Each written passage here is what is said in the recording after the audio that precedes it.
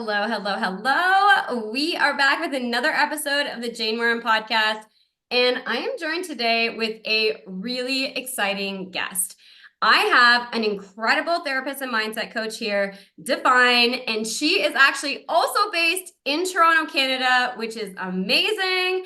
And today we are going to talk all about the role that mindset plays in the mental health of high performers, of athletes, and how this really affects you on a day-to-day basis. And she is going to give incredible insight and value. And I mean, y'all know how much I love talking about mindset. So this is going to just be amazing. Divine, I want to thank you for joining me today. Thank you for having me. I'm so excited to be on here. I'm so excited to have you. Now, for my audience, so if you are new to the Jane Warren podcast, welcome. We are so grateful that you are taking time out of your day to listen to this, to better yourself, to better your mind, and better your life.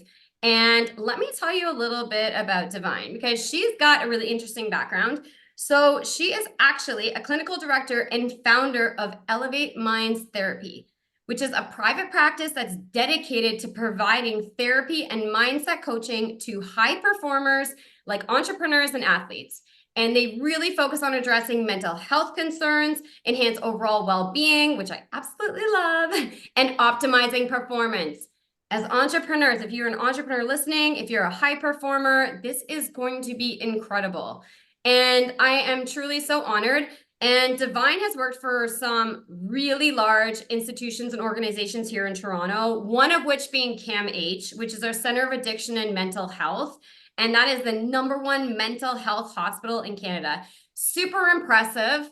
I got goosebumps, man. I'm so excited to talk to you, girl. So let's dive in here. Let's Mhm. talk about, share with us who you are. How did you get to where you are today to now being the founder of this incredible elevated minds therapy?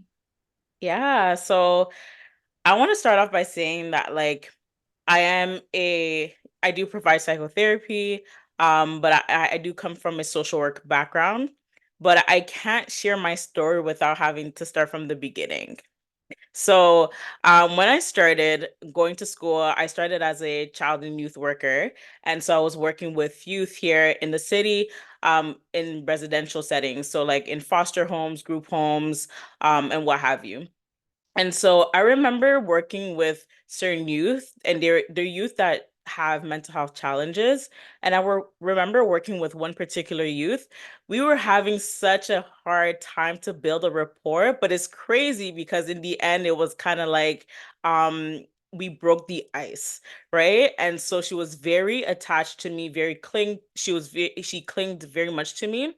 And I realized that, she didn't really need a child and youth worker on by her side. What she needed was mental health support. At the time I was helping her, I think she was about 14 years old. And so, yes, having somebody by your side is definitely ideal and essential, but she needed to have the right services for her. But like at the same time, she is young. She didn't have anybody to guide her in the right direction. And so that kind of steered me to take that step and be like, you know what? I want to help these youth and do more and be able to provide that mental health support. So I went to do my master's at U of T for my social work degree. And with that, I remember my first year, it's a 2-year program. And I remember my first year, it was just a lot of therapy, counseling, and building your skills up to be a therapist. And I remember sitting in the room like, oh my gosh, one, I can't believe I'm here. Two, like this is something that is so needed, right? Especially being a Black woman, right? There's not much Black therapist here in the city. And so this was like I just felt it in my bones. Like this is something, the beginning of something new, the beginning of something real in terms of my career and where I aspired to be.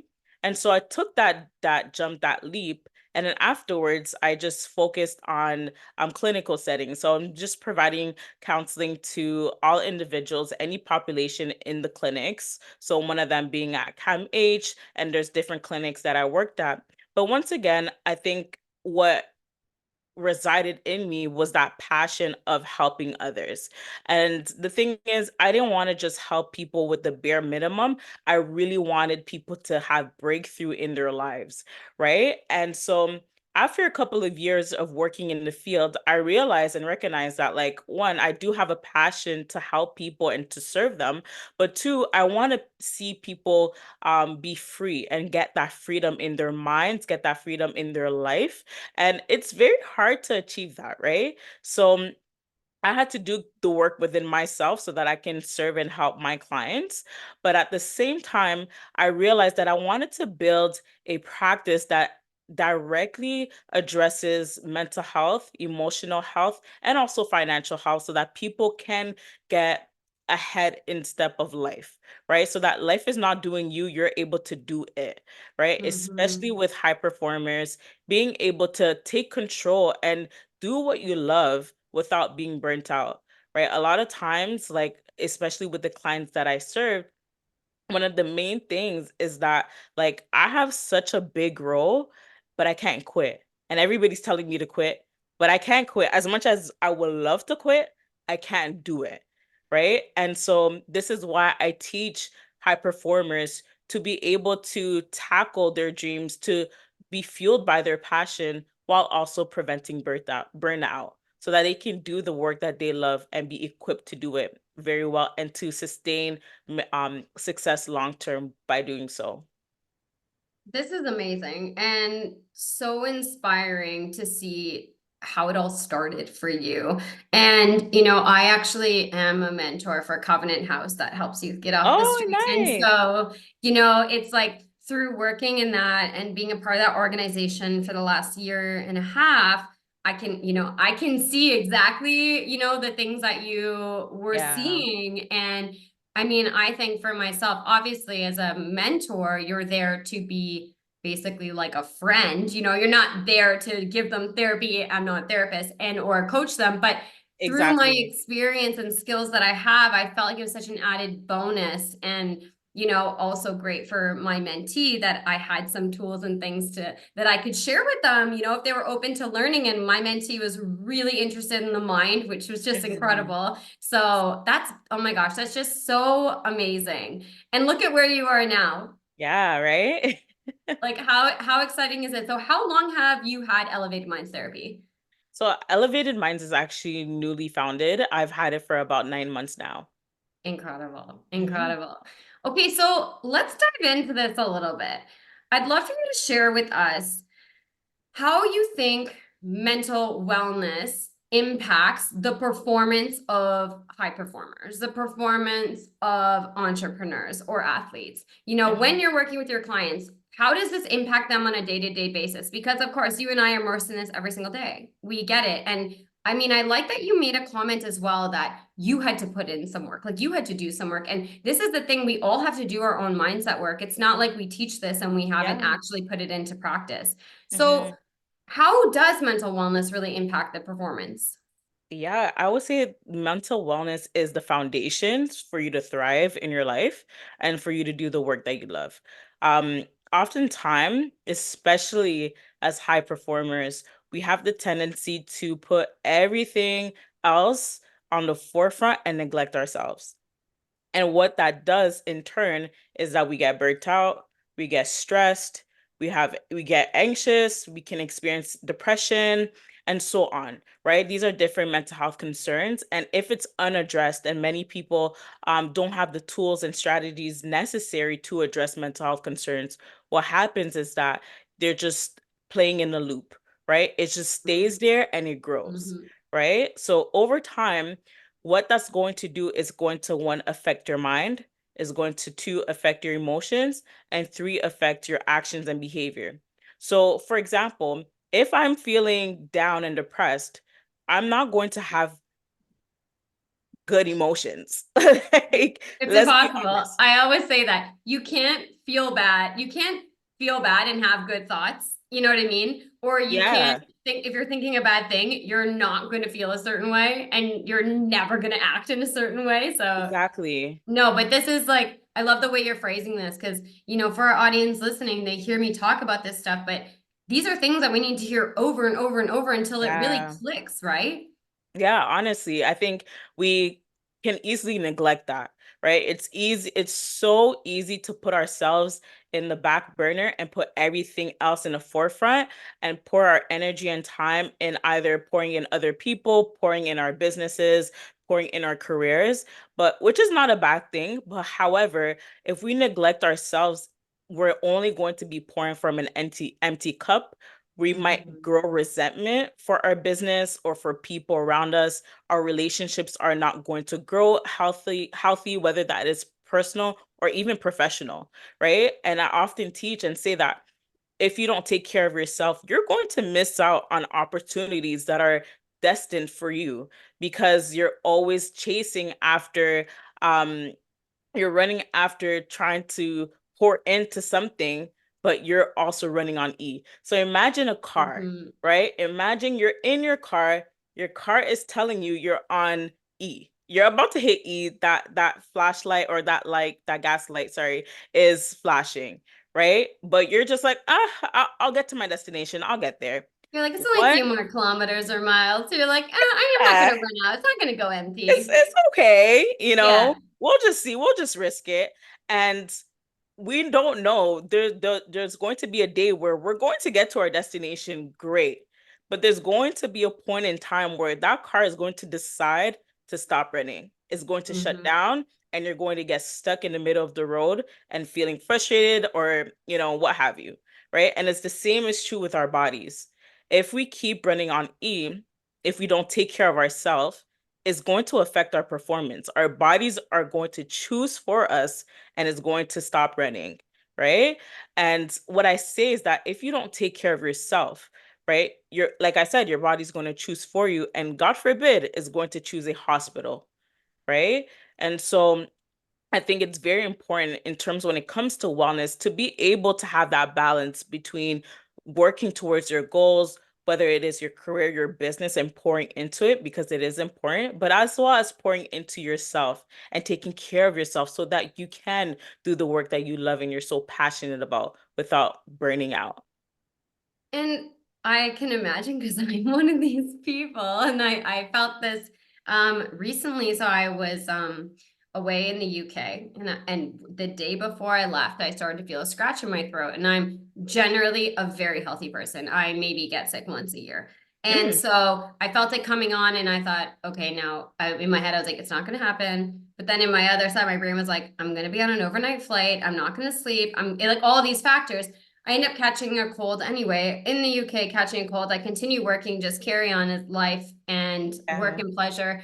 Come back, immediately dive back into everything. 2 weeks later, I'm still battling the cold. My cough Mm, has gotten worse. And I woke up one morning and I sat down at my computer and I just said, not today.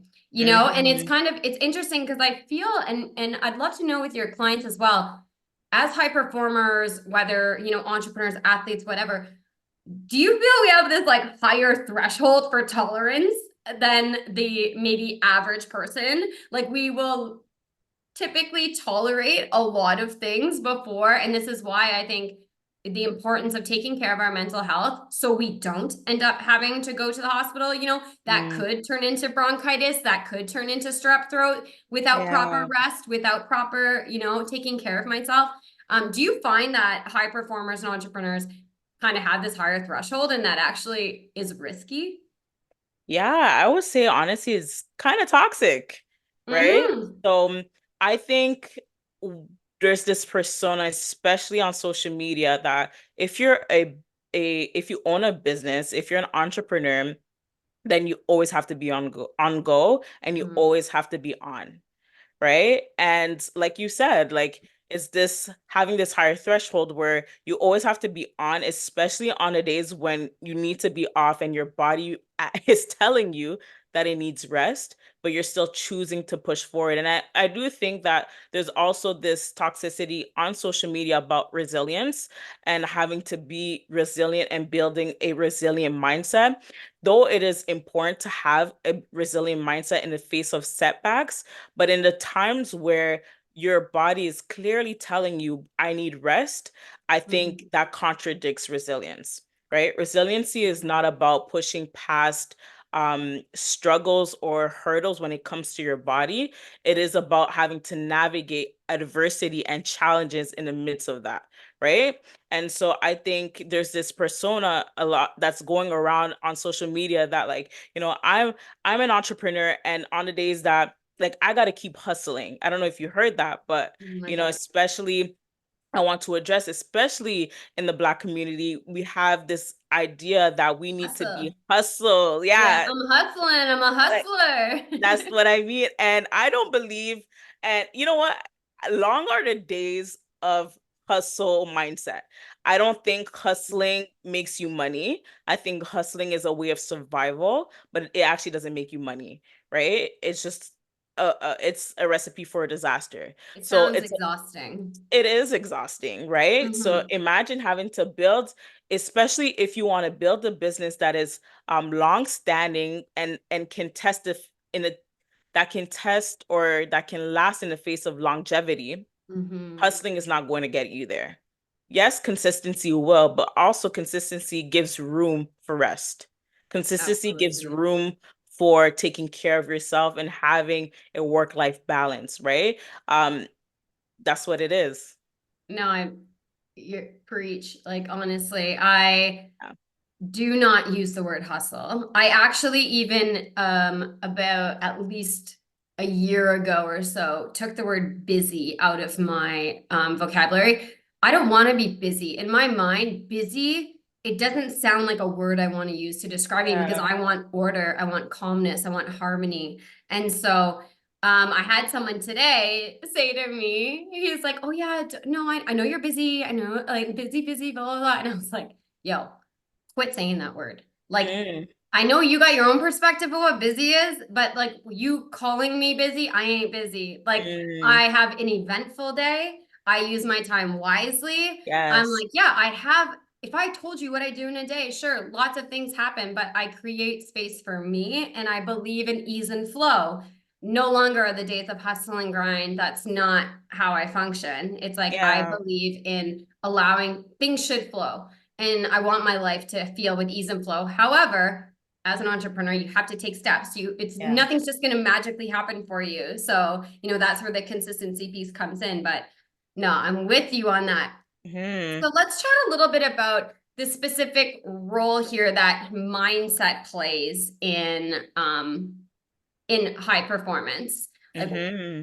let's talk about the relationship between that and how that can work for or against us. Yeah, definitely. I think I'm passionate about providing mental health support and navigating therapy, but mindset coaching is one of the aspects or one of the services that I provide that is I love so much. And I'm so passionate about that service because one of the things that I believe in is that everyone is capable to overcome the challenges that is in their mind.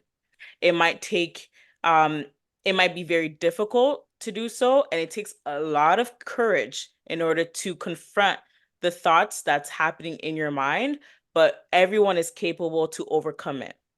And so the thing is with your mindset can set you back, right? Mhm. We can be our biggest enemy, our biggest critic, our biggest setback, right? And one thing about performance is having to align your mindset with the truth, with your true identity, having to align your mindset not based on low confidence or low self-esteem or self-doubt, but really aligning it to who you are at your core and who you aspire to become. So a lot of people, for example, I would say even referring back to entrepreneurs, right? You might believe that in yourself that you're meant to achieve greater. You believe in yourself that you can build a six-figure, seven-figure, eight-figure company or business. However, your mindset is telling you, I can't do this.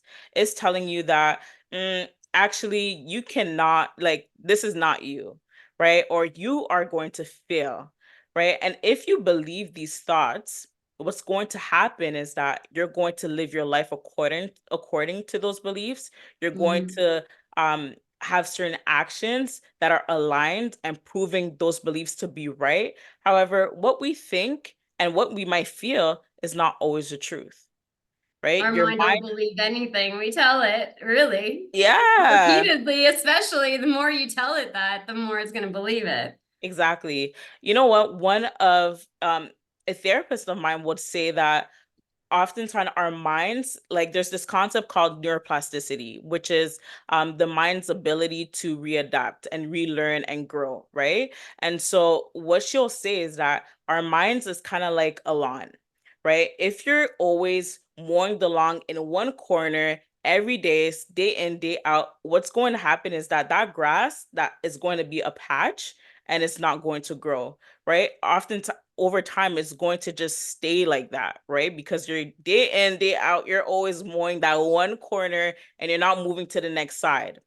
right? But she also refers to when we move that lawnmower to the next side, and this is the referencing back to when we adapt and learn new concept, new skills, right? When we built new, healthier thought patterns.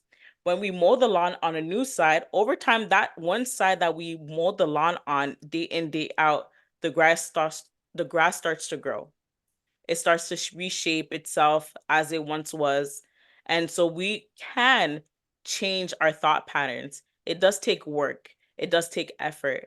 However, if we are, and the thing is, especially with our thoughts, because we're so consumed by it, it can take like 2 years for you to believe Mhm. a certain way. So imagine if you're 26 years old, how many years have you believed I'm not good enough?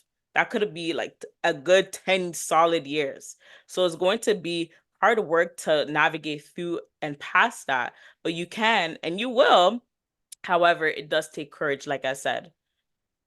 No, absolutely. And that's a really great analogy thinking about it, of mowing the lawn, and constantly going over that one section. And but it's a good point as well to bring up that, these things take time, and making a mindset shift takes Mm-hmm.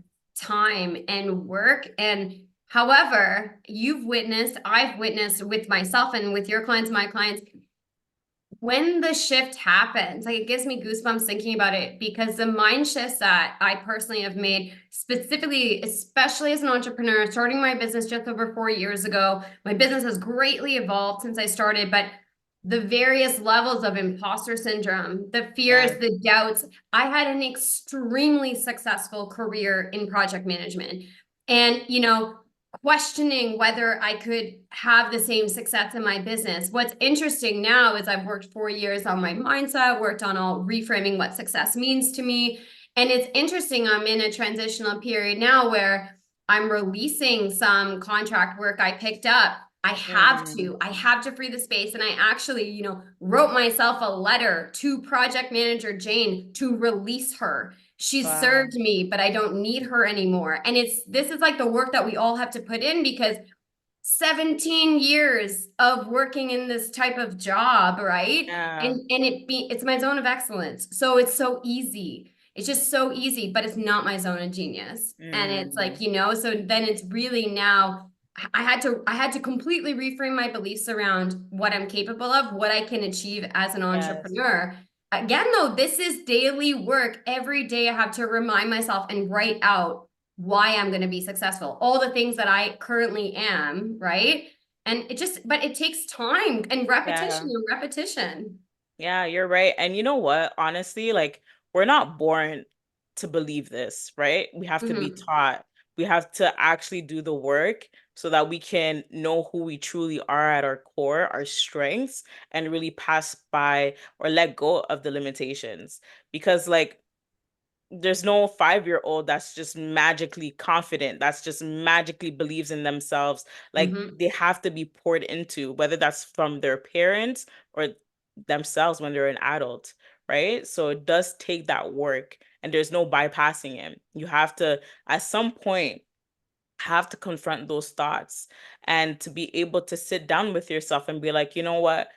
I choose to not think or be this way anymore.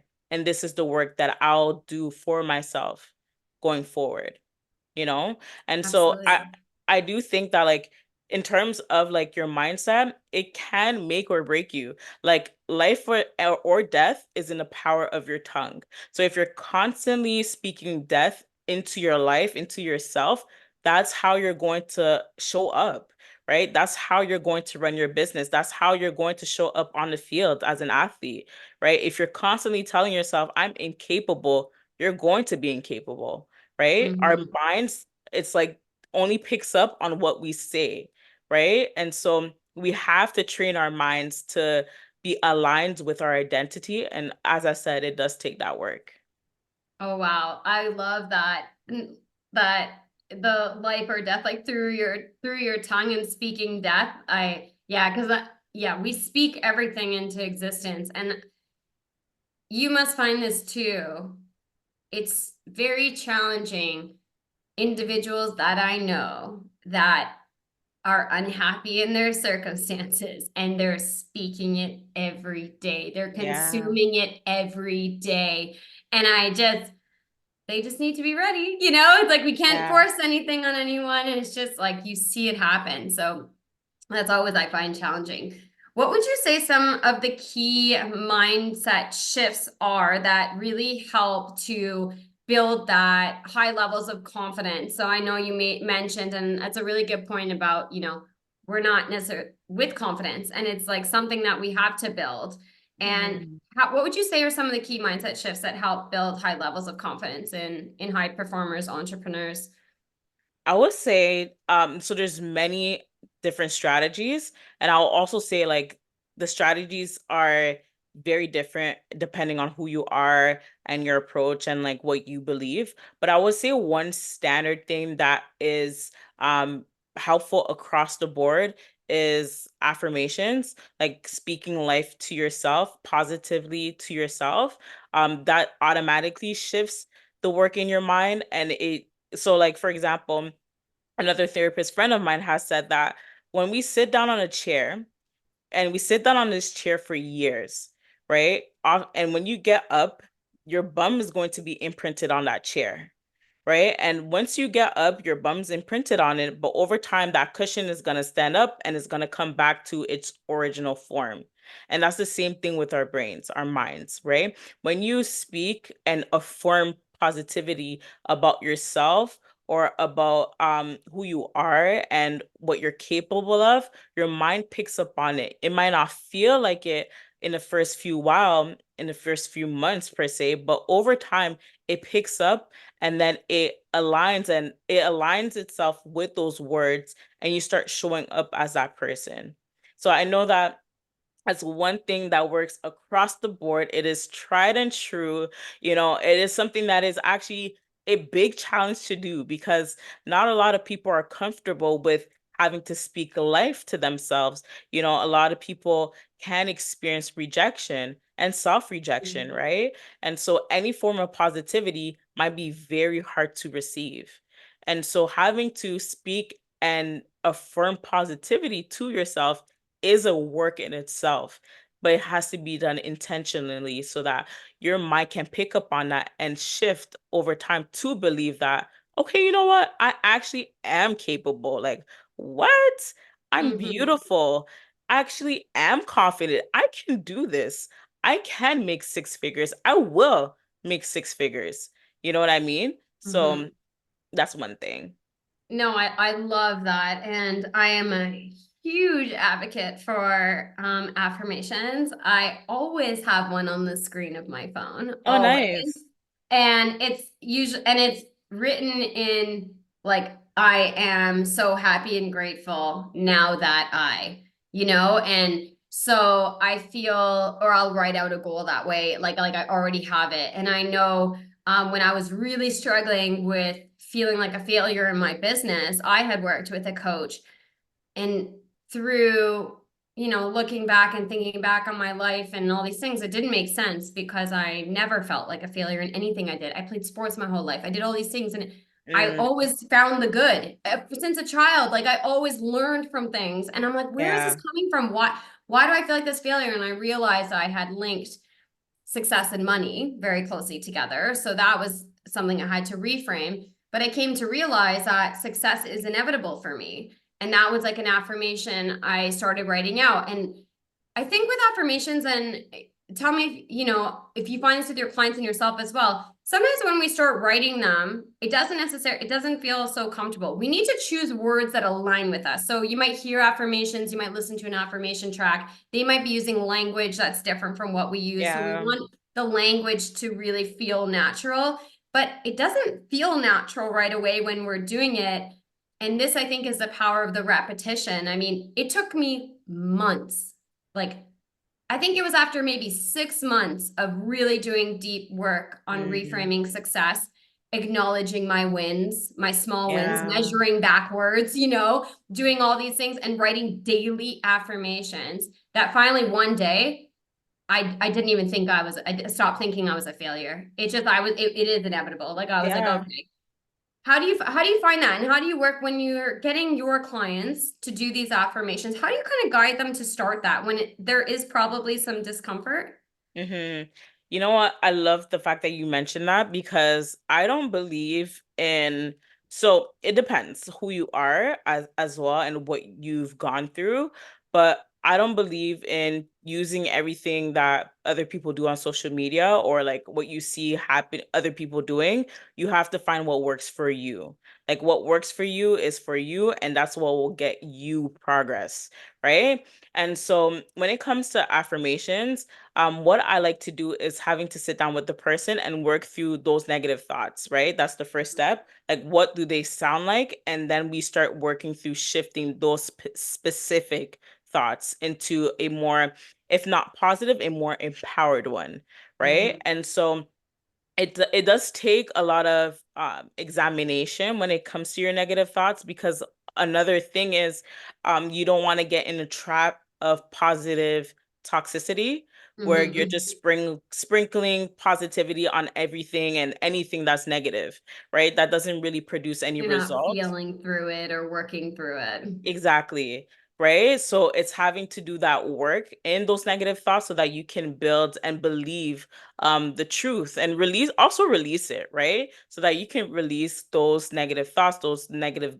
beliefs, and build healthier or empowered ones that are aligned with the truth. So that's one of the things that I also do and spend a lot of time doing in my practice is having to work through those negative thoughts. Yeah, I love that. And the same with me with my clients. And I mean, that's where the main work is. And Yeah.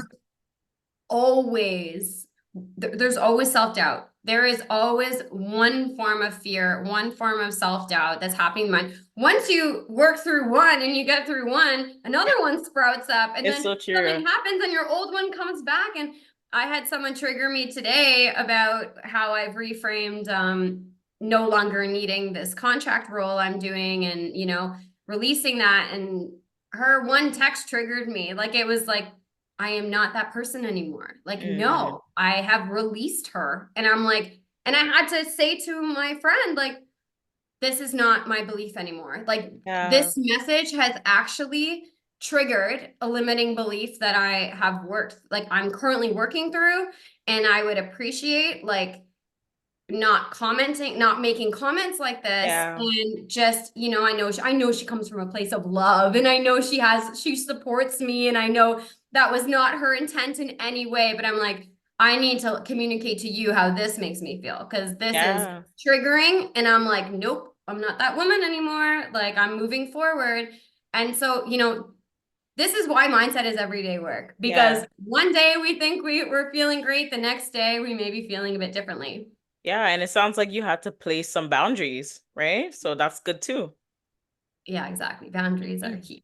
Mm-hmm. Okay, this was so amazing. I think this insight, I love just the little anecdotes you gave. I love the information that you provided. Hearing it from someone else is just so great. Everything you said, I'm so aligned to, so I'm not surprised the universe brought us together. Before we wrap up, I'd love for you to share, where do you show up most? And I'll have all your links and anything in the show notes, but where do you show up? How can people get in touch with you or see what you're doing? Yeah, I love that question. So I'm definitely on Instagram on LinkedIn and also on TikTok. So my ads on LinkedIn and Instagram is Divine Musia. I would say that's my social across the board. For TikTok, it's Divine Musia. They won't allow me to have my first name. I think somebody has it already. But yeah, that's how you can get a hold of me. Amazing. This is so great. So, if this resonates with you, and you're struggling, you're listening to this and you're wanting to work through some of these limiting beliefs you have, you don't want to be held back, anything, reach out to us. We are here to help. And Divine, this has been amazing. Thank you so much for being here today. Yeah, thank you for having me.